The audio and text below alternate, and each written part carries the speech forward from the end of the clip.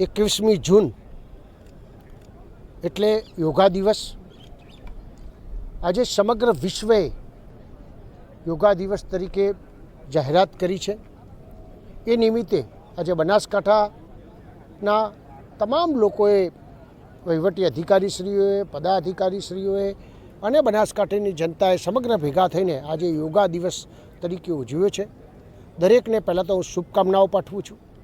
જે લોકોએ યોગા દિવસની આજે પર્થ શરૂ કર્યો છે એમને ખૂબ અભિનંદન આપું છું અને એમના માધ્યમથી, આપ સૌના માધ્યમથી એવું કહું છું કે આ સમગ્ર લોકોને ઠેઠ સુધી આ મેસેજ પહોંચે એવી મારી વિનંતી છે.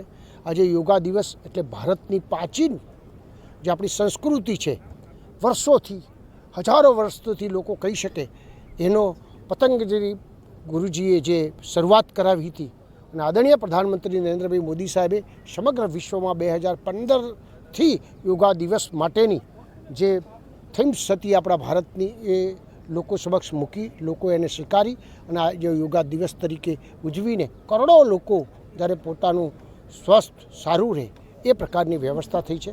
આદરણીય મુખ્યમંત્રી ભૂપેન્દ્રભાઈ પટેલ સાહેબે આજે 313 જગાથી વધારે જગા ઉપર આવા મોટા મોટા કાર્યક્રમો થયા છે. કરોડો લોકો આમાં જોડાયા છે અને વડનગર ખાતે સમગ્ર ગુજરાતનું આજે આદરણીય પ્રધાનમંત્રી નરેન્દ્ર મોદી સાહેબની જે જન્મભૂમિ છે તોથી આજે ગુજરાત વિશ્વ લેવલે ગિનિસ બુકમાં સ્થાપના થાય એ પ્રકારની વ્યવસ્થા કરી છે.